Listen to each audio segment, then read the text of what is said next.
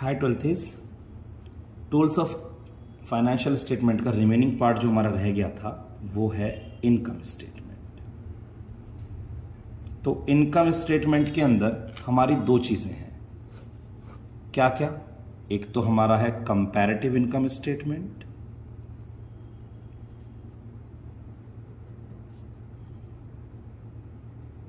और एक है हमारा कॉमन साइज इनकम स्टेटमेंट। तो दो चीजें इसके अंदर हमें करनी है। तो बेटा कंपैरेटिव कॉमन साइज तो मैटर नहीं करता, मैटर ये करता है कि पहले इनकम स्टेटमेंट का फॉर्मेट हमें पता होना चाहिए। यहां पर हम पर्टिकुलर्स यूज करते हैं, प्रीवियस ईयर, करंट ईयर। सबसे पहली चीज जो है वो है revenue from operation. Income statement में सबसे पहली चीज आएगी रिवेन्यू फ्रॉम ऑपरेशन, जिसे हम RFO बोलते हैं, जो भी वैल्यू रहेंगी। इसके बाद सेकंड नंबर पर बच्चे आप लेते हैं अदर इनकम, अगर कोई गिवन है आपको तो। फिर इन्हें प्लस करते ही थर्ड नंबर पर जो आपको मिलता है उसका नाम है total revenue. First plus second, इन्हें प्लस करते थर्ड नंबर पर क्या आएगा? Total revenue. फिर फोर्थ नंबर पर हम इसमें से माइनस करते हैं एक्सपेंसेस। फोर्थ नंबर पर इसमें से माइनस करते हैं एक्सपेंसेस। एक्सपेंसेस में बहुत सारे हो सकते हैं, जैसे purchase of stock in trade. आपने स्टॉक इन ट्रेड परचेज किया,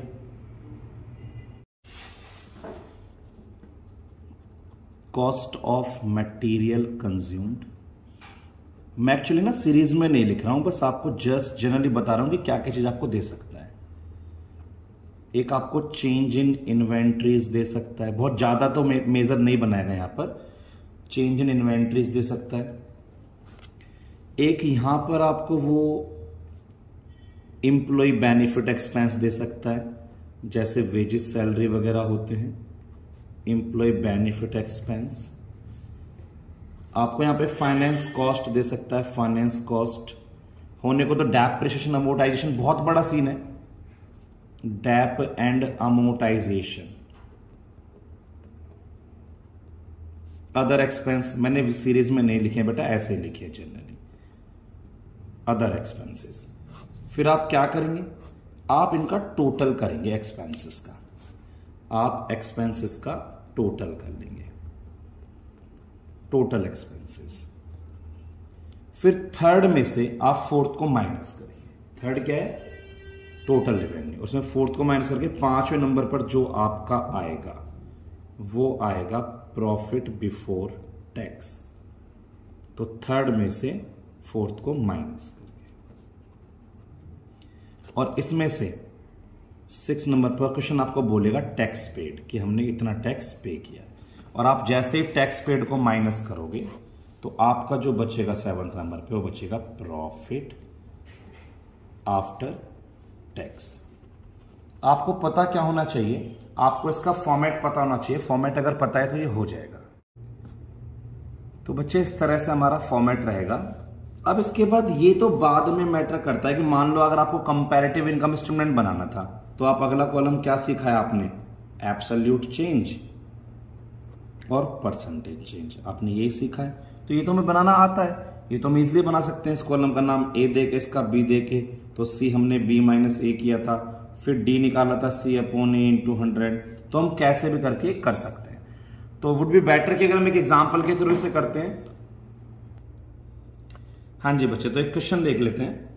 prepare comparative statement of P&L of Silvac limited for the year ended 31 March 21, और ये आपको डिटेल्स दी हुई है।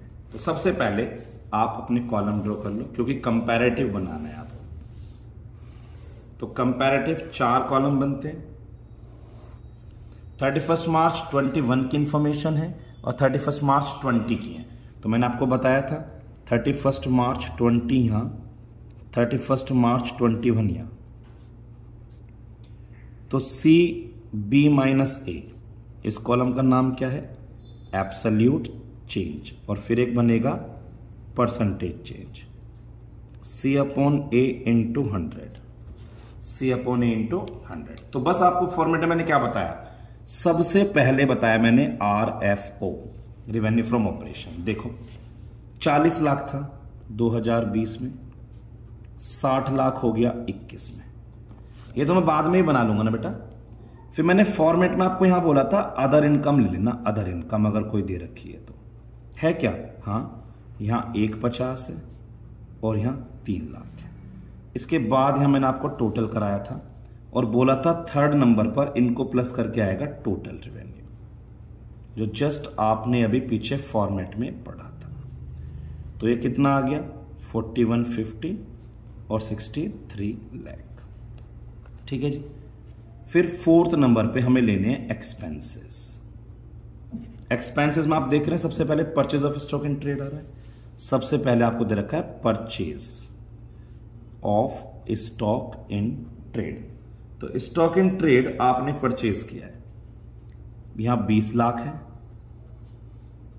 और ये 34 लाख अगर नजर आ रहा है आपको ऐसा तो। फिर employee benefit expenses, employee benefit expenses अगर आपको दिख रहे हैं तो यहां 5 और यहां 2, 5 लाख और यहां 2 लाख।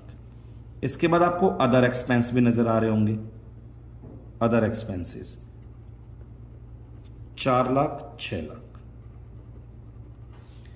फिर मैंने आपको बताया था कि यहां पर आप एक्सपेंस का टोटल करेंगे।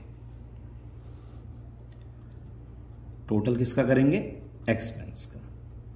तो 20 5 25 4 29, 34 36 42। 5 नंबर की अब आएगी 5 नंबर की आइटम प्रॉफिट बिफोर टैक्स। ये हम कैसे निकाल रहे हैं, इस थर्ड में से फोर्थ को माइनस करके, थर्ड में से फोर्थ को माइनस करके। तो 41 50 में से 29 गए तो 12 50 और 63 में से 42 गए तो 21 लाख, ये आ गया। 6th नंबर पर मुझे इसमें से टैक्स माइनस करना होता है, टैक्स पेड। आप चेक करो 40% का टैक्स है दोनों में। कितने परसेंट का टैक्स है, 40% का। तो 40%, तो 1250 का 40% कितना होता है, 5 लाख। और 21 लाख का 40%, सॉरी ब्रैकेट नहीं लगाना है, 21 लाख का 40% 840। तो profit after tax 5th minus 6th। 1250 में से 5 गए 750 और 21 में से 8 गए 1260। तो ये हमारे बेटा अभी मैंने बस स्टेटमेंट बनाया है। अब मुझे इसका क्या बनाना है, कंपैरेटिव। तो वो बनाना मेरे लिए कोई बहुत बड़ा काम नहीं है। 40 लाख से 60 लाख हुआ, कितने का चेंज आया, 20 लाख का। 20 लाख अपन में 40 लाख, कितने परसेंट हो गया, 50%। 1.5 से 3 हुआ, कितने लाख का चेंज आया, 1.5 लाख। 1.5 लाख डिवाइड बाय 1.5 लाख, कितने परसेंट, 100%। 41 50 से 63 हुआ, कितने का चेंज आया, 2150 का, आई थिंक सो। 2150 का कितना परसेंट हुआ, 2150 डिवाइड बाय 4150, वो आपको डिवाइड करके पता चलेगा। ठीक है, आई थिंक, क्योंकि पूरा नहीं जाएगा, पॉइंट में जाएगा। फिर 20 लाख से 34 लाख, चेंज कितने का आया, 14 लाख। 14 लाख 20 लाख का कितना परसेंट है, 70%। 5 से 2 हुआ, इस बार नेगेटिव चेंज आप देख रहे हो। 5 से 2 हुआ, ये मैंने छोड़ दिया, आप निकाल लेना इसको। 5 से 2 हुआ negative 3 lakh. 3 lakh divide by 5 lakh, कितने परसेंट, 60, नेगेटिव आइटम। 4 लाख से 6 लाख हुआ, कितने परसेंट, 2 लाख। 2 लाख 4 लाख का कितने परसेंट है, 50%। 29 से 42 कितना चेंज, 13 लाख। 13 लाख अपॉन 29 लाख, फिर से निकाल लेना। 1250 से 2150 हुआ, कितना चेंज आया, 850 का। 850 डिवाइड बाय 1250 निकाल लेंगे आप, फिर से थोड़ा सा टाइम लगेगा, वीडियो लंबी हो जाएगी बेवजह, आप इसे निकाल लेना। 5 लाख से 840, कितने का चेंज है, 3,40,000। ये कितना परसेंट है, 78%। Divide this by this. 750 से 1260, कितने का चेंज है, 5,10,000। आप इसे भी डिवाइड करके निकाल लोगे तो ये भी आपको मिल जाएगा। तो आपको करना तो कुछ था ही नहीं, सबसे पहले आपको बनानी थी इनकम स्टेटमेंट, और उसके बाद तो आप चेंज तो कर ही देंगे। तो मैंने क्या बनाया, ये कंपैरेटिव P&L। तो कंपैरेटिव P&L, अगर कोई आपसे बोलता है कॉमन साइज स्टेटमेंट बनाने के लिए, एक क्वेश्चन करते हैं जिसमें हमें बनाना है कॉमन साइज स्टेटमेंट। तो ये कह रहा है prepare common size statement from the following information. तो देखो मैंने बताया था अभी बनाना क्या है, तो बात की बात है, पहले आप एक इनकम स्टेटमेंट तो बना लो। कंपैरेटिव कॉमन साइज बनाने is not a big deal. तो हमारे कॉलम्स जो थे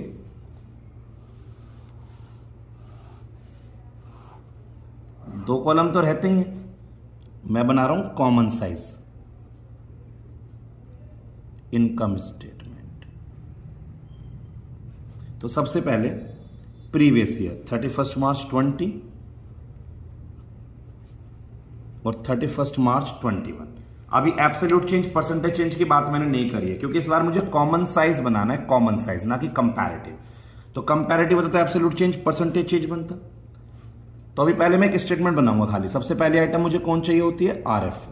यहां 6 लाख है और इस साल में कितनी है, 9 लाख। आरएफ के बाद मुझे चाहिए अदर इनकम, जो मेरा फॉर्मेट कहता है, फॉर्मेट के अकॉर्डिंग अदर इनकम। यहां 1,20 और ये 1,08,000। मैंने फिर टोटल करना बताया इसका। थर्ड नंबर पर क्या आता है, टोटल रेवेन्यू। कैसे आता है, ये फर्स्ट प्लस सेकंड से। ये 7,20 और ये 10,08,000। इसके बाद हम क्या करते हैं, इसके बाद हमें माइनस करने होते हैं एक्सपेंसेस। फोर्थ नंबर पर हम क्या लेते हैं, एक्सपेंसेस। अब एक्सपेंसेस में हमें क्या क्या दिया हुआ है, देखो कॉस्ट ऑफ मटेरियल कंज्यूम दे रखा है। कॉस्ट ऑफ मटेरियल कंज्यूम्ड कितना, 3 लाख यहां पर और 5,40 यहां पर। इसके बाद आपको अदर एक्सपेंसेस नजर आ रहे हैं। अदर एक्सपेंसेस 60 इसमें और 60 ही इसमें। फिर हम क्या करते हैं, एक्सपेंस का टोटल फॉर्मेट के अकॉर्डिंग। 360 हो गया, 6 लाख हो गया। फिर आप क्या करते हैं, टोटल रेवेन्यू में से एक्सपेंस को माइनस, और क्या बचता है यहां पर, प्रॉफिट बिफोर टैक्स। थर्ड में से फोर्थ को माइनस किया। अब प्रॉफिट 7 बेस में 360 के तो 360 ही बचा। 10,8 में से 6 लाख गए तो 4,08,000 बचा। यहां से फिर आप क्या माइनस करते हैं, टैक्स पेड। अगर आपको नजर आ रहा है तो टैक्स कितना परसेंट है, 40% है क्वेश्चन में। बस बुक का काम तो मेरा खत्म हो गया। तो टैक्स पेड है 40%। तो 3,60,000 का 40% कितना होता है, 1,44,000। 4,08,000 का 40% कितना होता है, 1,92,000। ठीक है। तो यहां से निकल के आ जाएगा प्रॉफिट आफ्टर टैक्स। तो 360 में से 44 का तो कितना बचेगा, 2 लाख निकाल के 56,000 जोड़ दो। 256 नहीं, क्या कर दिया मैंने, 16, 2,16,000, 2,16,000। तो ये इतना बचेगा। और 4,8 में से 92 में गए तो कितना बचेगा, 2,16,000। ये भी शायद 216 बच रहा है। हाँ, तो 216 ही बच रहा है इसमें दोनों में। तो ये हमारा आ गया क्या, प्रॉफिट आफ्टर टैक्स। अब आपको क्या बनाना है ये मैटर करता है। अब मुझे क्या बनाना है इस क्वेश्चन में, कॉमन साइज। अगर मुझे कंपैरेटिव बनाना होता तो एब्सोल्यूट चेंज, परसेंटेज चेंज, ठीक है। लेकिन कॉमन साइज इनकम स्टेटमेंट में करना क्या होता है, कॉमन साइज इनकम स्टेटमेंट में each item is shown as the percentage of RFO। हर एक आइटम को क्या दिखाना होता है, परसेंटेज ऑफ RFO। यानी हर एक आइटम की वैल्यू अपॉन में रेवेन्यू फ्रॉम ऑपरेशन इनटू 100। आपको ये काम करना है इसमें। तो आप यहां कर क्या कॉलम बनाएंगे, परसेंटेज ऑफ RFO का एक 2020 में बनेगा और परसेंटेज ऑफ RFO 2021 में, यानी दोनों इंडिपेंडेंट है आपके। तो अब यहां देखो 6 लाख है RFO। तो RFO का 100% ही होता है। आइटम की वैल्यू कितनी है, 6 लाख। RFO भी कितना है, 6 लाख इंटू 100। तो अपने आप में तो 100% ही रहेगा।